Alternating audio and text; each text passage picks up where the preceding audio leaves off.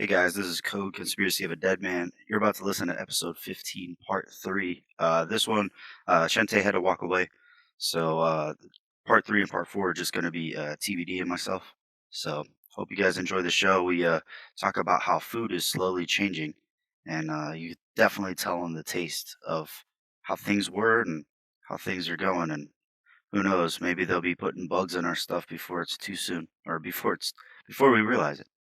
So, hope you guys enjoy the show.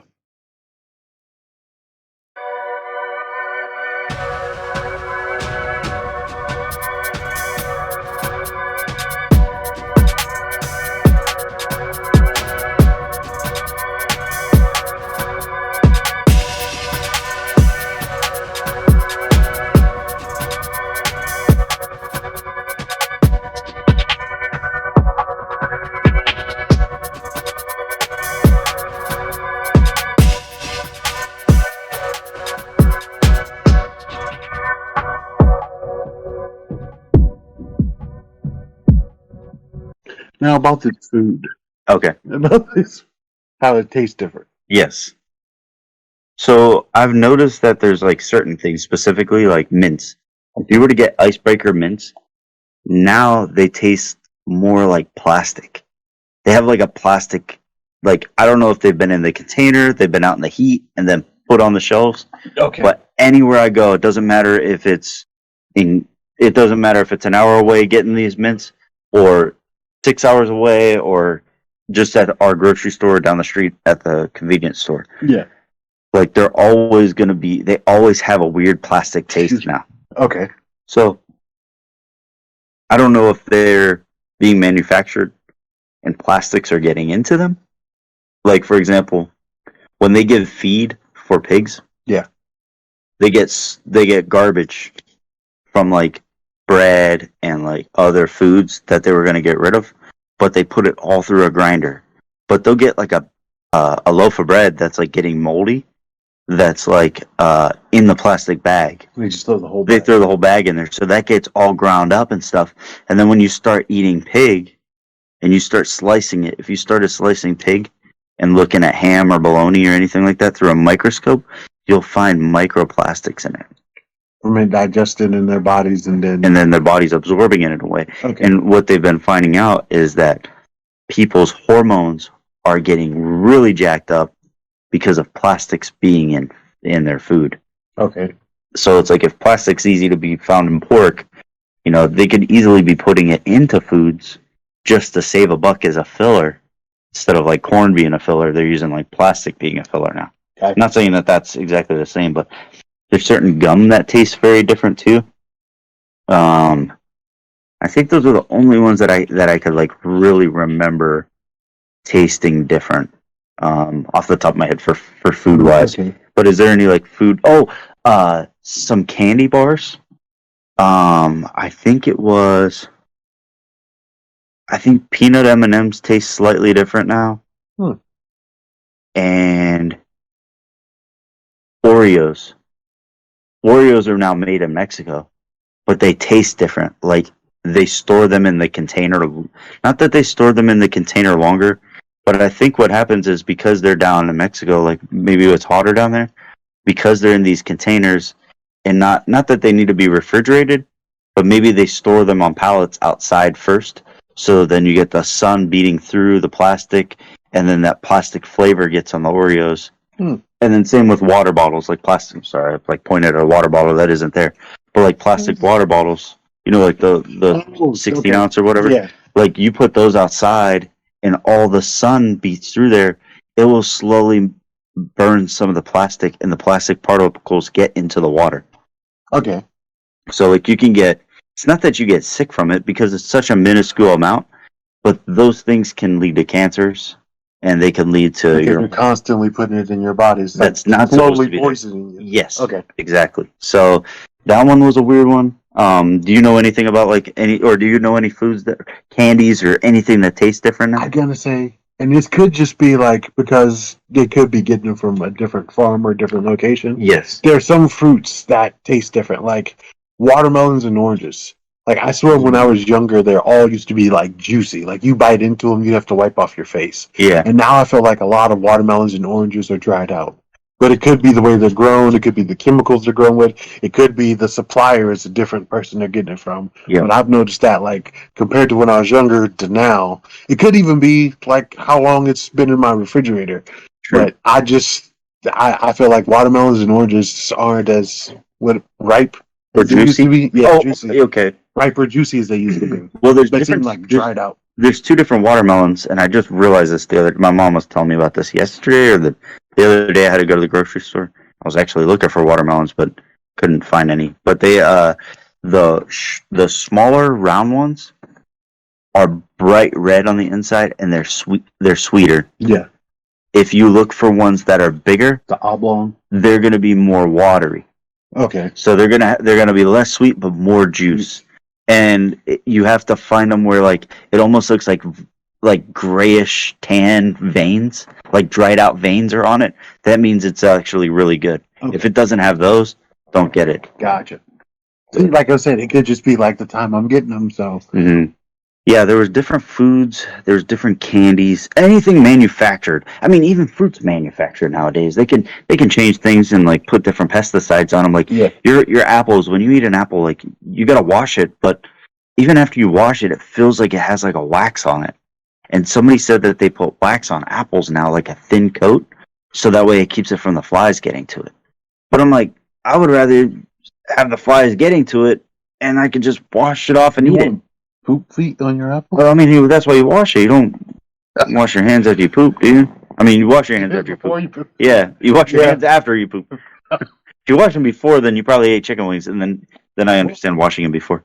Because I've become one of those persons that just like, and this was before COVID, that just like randomly washes my hands. Like, Yeah. and sometimes I've noticed my brother doing it too, and I'm looking at him like, why are you doing that? He goes, well, because I touched this. And I'm like, that doesn't make sense. And then I see myself doing it, and I'm like, oh, we both do it. I just didn't notice I did it until you did Or it. he's picking his feet and not washing his hands, and then handing you your drink with his finger in the inside of your cup. If anyone hands me a drink with their finger inside of the cup, that is their drink. Like, and then also, and this is pre-COVID, I know we're getting off on something kind of different, but like the amount of people that was like, oh, you washed your hands before you got that? And I'm like, yeah, because like one of my mom's friends was over, asked me to get ice. And I was like, okay, and I went and I washed my hands, I dried them off, I got ice put in the cup, and she brought it to me, and she was shocked. She goes, thank you for washing your hands. Most people just go in there and just grab the ice and put it in the cup, and I'm like, I'm giving you food or a drink, that's what you're supposed to do. And like, so even pre-COVID, and then when COVID came along and, oh, wash your hands for 10 seconds and do this and that, I'm like, this is shit I've been doing my whole life. Like, I didn't even have to sing the happy birthday song to make sure I wash my hands enough because, like, oh, I know that's completely sidetracked from what we were talking about. It just made me think of that. Because we talk about washing the apples. Yeah. But Like, I wash my hands after the gym. Yeah. Like, I'll use hand sanitizer, or like a gas station. If I'm filling up gas, like, I got hand sanitizer in my car, and my sister's like, ew, why? She's like, I can't use hand sanitizer that much because it chaps my hands really bad. I'm like, yeah, but you don't know who freaking touched their wiener and then touched not everybody is or pooped and didn't wash their hands. But they just make hand sanitizer with moisturizer in it for people that do get chapped in. Like aloe and stuff. Yeah. I have some, I don't know the company anymore, I can't remember, but they had like aloe vera or like what's the stuff they have on Vicks? Eucalyptus. Eucalyptus, yes. So it smells. That's that very minty. Yeah, like mentholy. Yes. Mint or whatever. Mentholy. Yeah. So that's kind of where I was with the food. I'll definitely touch base on this too more. Real quick with the food, have you noticed that stuff, and this could be like the preservatives they're using, a lot of stuff doesn't last as long. Because there are times I'll get a loaf of bread, and then like 2-3 days later, when I go to use the bread, like half of it is already molded. And like, I just bought you from the store. And I don't know if it's because it's been in the store for too long or what. But I'm like, if I bought it Monday, when I go to use it Thursday, Yeah, it shouldn't be done. Yeah. You shouldn't have to eat 36 sandwiches by Thursday. Exactly. So I'm wondering, and like same thing, like most people do fresh salads. I get lazy. I get the pre-bag salads. Yeah. And those don't like I open it, and then 2 days later it's already like. So when you close it though, do you suck all the air, or do you squeeze all the air out first?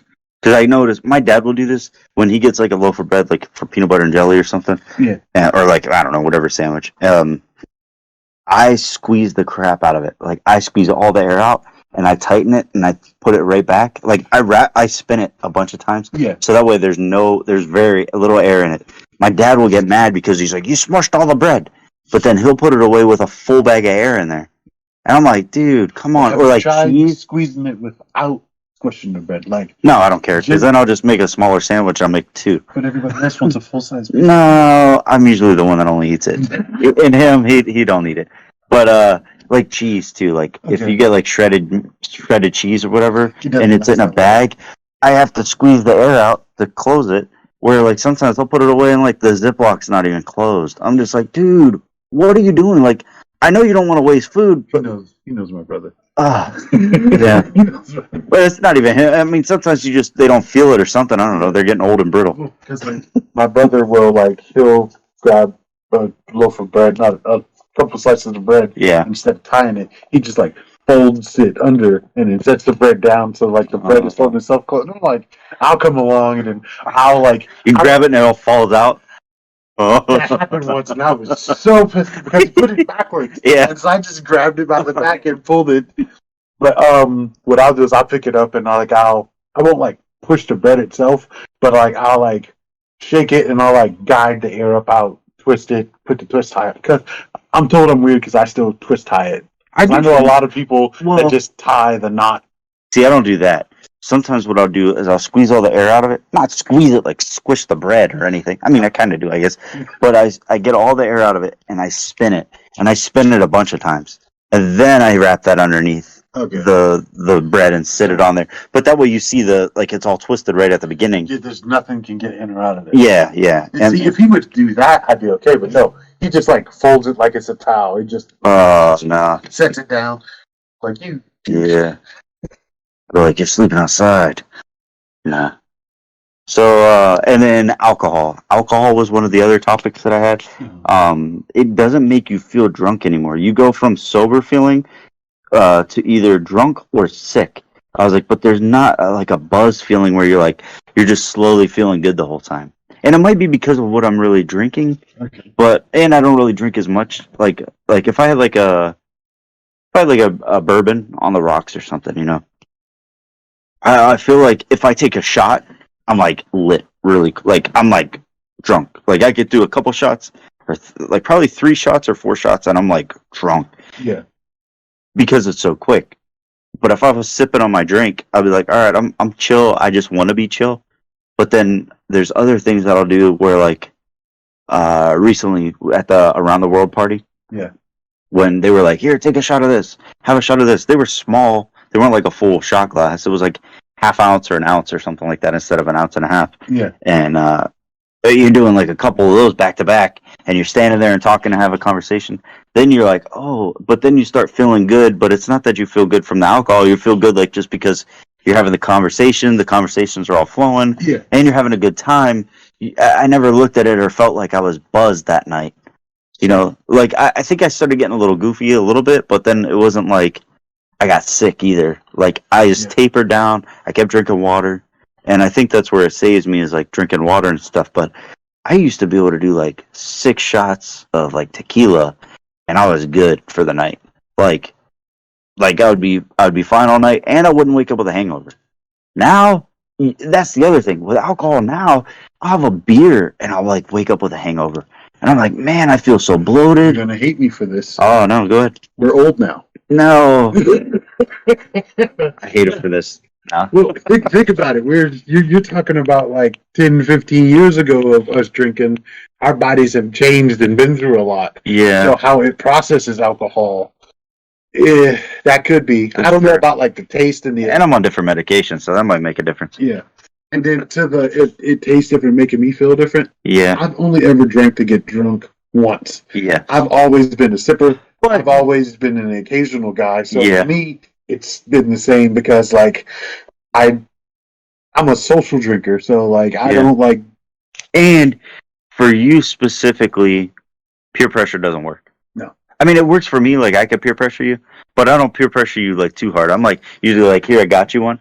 Or most people are like, let's do shots. You're like, nah. I'm like, all right, here's a drink for you that you might like. You're like, I'll try it. See, because it's a drink, it's a full glass. And sip on it. Yes, I'm not trying to like. Here's vodka. Here's Jaeger bomb. Here's all this other stuff that's gonna make us all puke. Exactly. Spelling it or like thinking of it. People are constantly trying to give me shots and beers.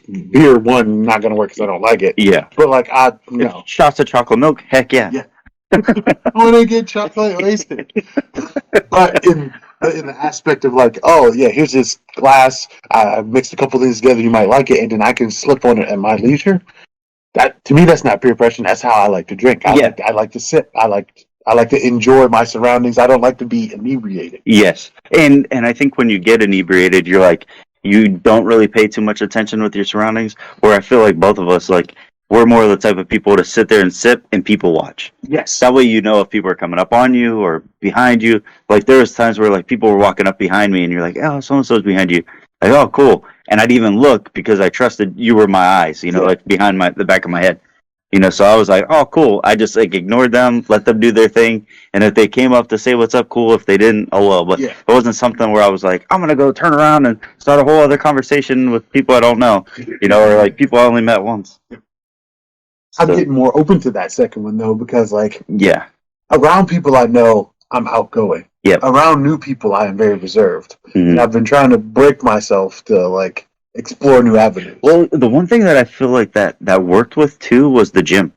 When we were going to the gym, people were coming up to you or coming up to both of us. Yeah. Hey, what's going on? Or people come up to me still like, hey, where's TBD? Yeah. Like, oh, he's got to do some other stuff, like whatever's going on. We have genuinely bubbly personality. Even when we're feeling bad, people see smiles on our faces. Yes, and like I think the thing too, when we were at the gym, we would both be cracking each other up while we're working out. Everybody else is like serious. And like, And like we're laughing and still lifting the same weights. They'll beat their PRs. Lifting all the stacks. And we'll make fun of each other. Hey, don't make me laugh. Let me finish. Yeah. We're still having a good time. Where you see other people at the gym, they have like that stoic, don't bother me, don't talk to me look, and we're just acting like for girls on the playground. For girls, they call it RBF, which is resting bitch face. Yeah. For guys, we have RSKF, which is resting serial killer face. I am not a serial killer, I promise. That my resting serial killer face has lost me lots of opportunities in high school. Mm-hmm. After school, there are girls we went to school with that's like, I always wanted to talk to you, but you always looked angry. And I'm like, really? You're like, I'm tired and hungry. Apparently, my resting serial killer face was like a full active mode in high school, but it's high school, so maybe that's why it was full active. Yeah. That could be a shirt. I have a resting serial killer face, but I swear I'm nice. That whole thing. Yeah. I'm a good guy, I promise. There's a difference between a nice guy and a good guy.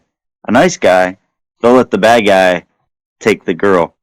A good guy will fight the bad guy and win. That's just, I don't know. It's like a movie reference, I guess. I'm a Goku guy. I know I should help the girl, but I want to fight the bad guy, and I won't do it until he does something evil.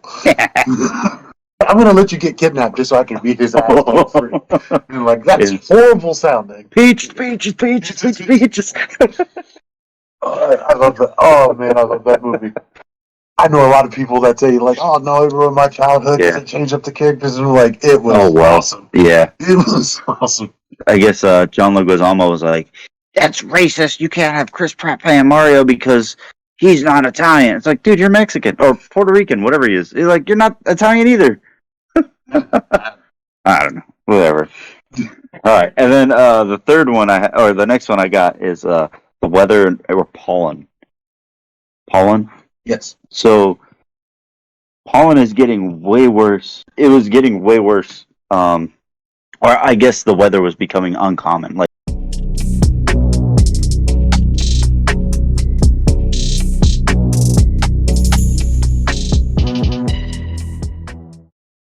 thought for the day.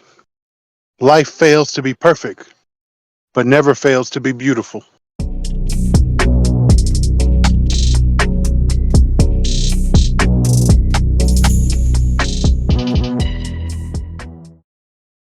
thank you guys for listening to episode 15, part 3, the Code and Theodore Dynamite. We'll bring to you guys the next episode. I think we break down Michael Levon Robinson, who is also married to Barry Soetoro. So we'll get into it, and it's a fun one. So hope you guys enjoyed this episode, and we'll be bringing you guys a little bit more later on.